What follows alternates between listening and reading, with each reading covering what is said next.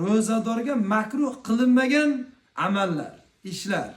Ma la yukrahu lis-soim. Ro'zadorga makruh bo'lmagan ishlar. La tukrahul umurul atiyatu halas siyam.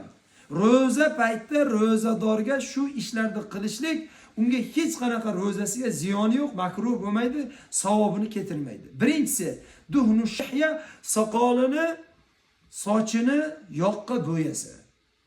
Hech qanaqa ro'zaga daxli yo'q. Al-iktihal, surma qo'ysa. Agarchi ana shu surmaning ta'mi ko'zga qo'ygandan keyin tomog'iga sezilsa ham ro'zaga ziyoni yo'q. Ko'zdan bu narsa kirsa ro'za buzilmaydi, birodarlar.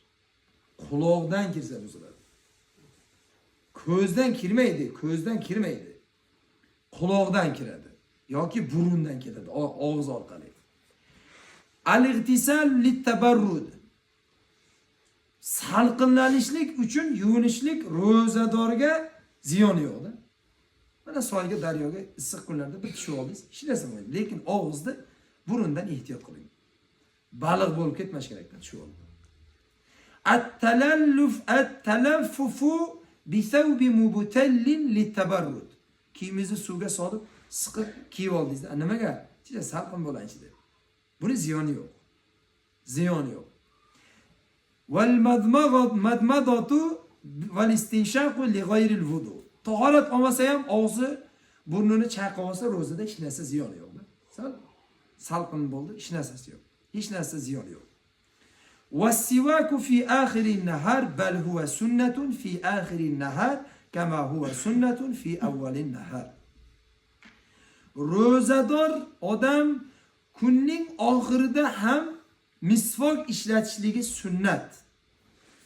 Nima ziyoni yo'q.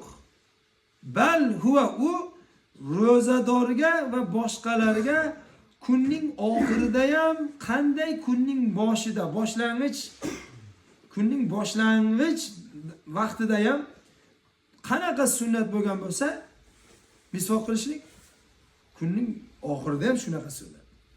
Ya'ni bizda Hanafi mazhabda misvokni ro'zaga hech qanaqa daxli yo'q. Buzmaydi ham, makruh bo'lmaydi ham. Nimaga bu yerda kunning oxirida deb aytdi? Sababi Imom Shofiy mazhabida kunning oxirida, ya'ni bugungi kunning oxirida asrdan keyin misvok ishlatishlik makruh bo'ladi.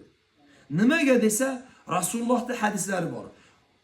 Ro'zadorni, soimni oshqozonidan chiqqan badbo'y hid og'izdan chiqadi-yu, shu hid Allohning nazdida atyabu indallohi min rihil misk deb keladi hadisda.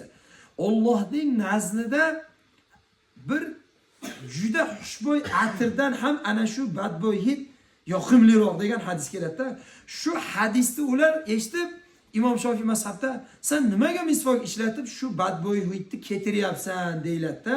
Shuning uchun Imom Shofiy mazhabida kunning oxirida misvok ishlatishlik makruh bo'ladi. Bizda Hanafi mazhabda nima?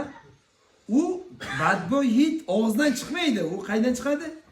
Oshqozondan chiqadi deyiladi-da. Shuning uchun og'zimizni misvok qilib, ro'zada misvok ishlatsak bo'laveradi inshaalloh. Alloh subhanahu va taolo hammamizga shu masalalarga amal qilishlikka tavfiq bersin, mumkinchilik bersin. Subhanakallohu